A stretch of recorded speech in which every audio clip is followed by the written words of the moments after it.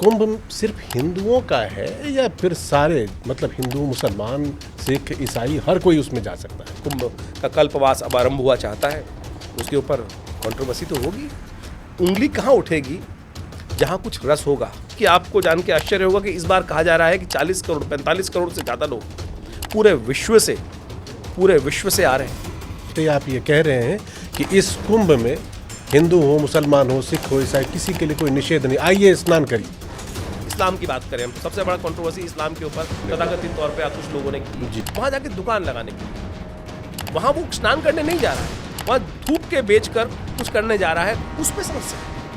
उस पे समस्या सारी की सारी समस्या ये है। कांवड़ यात्रा होती है, तो दुकान लगाते हैं, धर्म भ्रष्ट करने का प्रयास करते हैं, क्योंकि वहाँ पर मान्यताएं मजहब में ये कही गई है कि आपको उन काफिरों को जो आपकी मान्यता से संबंध नहीं रखते, उनका धर्म भ्रष्ट करने का प्रयास करना है, उनको गैर मजहबी बनाने का प्रयास करना है, अपने मजहब में लाने का प्रयास करना है। मैं एक छोटा सा प्रश्न उठाऊं आपके समक्ष।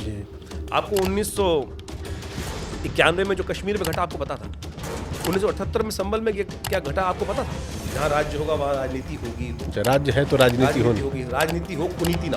देखिए वो बेसिकली कथा को अगर आप प्रैक्टिकल वे में समझेंगे तो ट्रांजिट ऑफ प्लैनेट्स उसी प्रकार की वेला बनाते हो। उस मुहूर्त में जो रेजेस ऑफ द प्लैनेट्स हैं वो उस प्रकार के अमृत शरण आज भी होता है।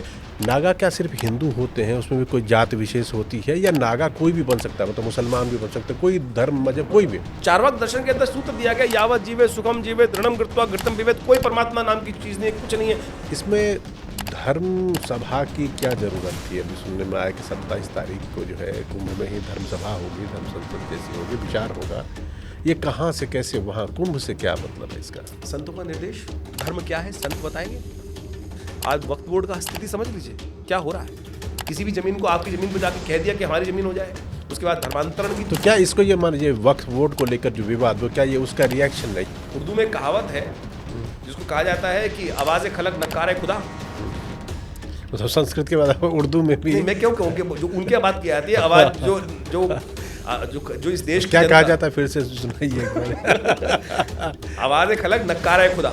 आपको ग्रह, नक्षत्र, दशा, दिशा सब कुछ का ज्ञान है, और आपने अभी कहा कि 2013 में जब धर्म संसद धर्म सभा हुई तो उसमें ये फैसला लिया गया, उसमें कहा गया कि नरेंद्र मोदी को देश का प्रधानमंत्री बनना चाहिए, और संतों की ये बात मनोकामना पूरी भी हो गई। अगले साल 2014 में मोदी जी प्रधानमंत्री बन गए।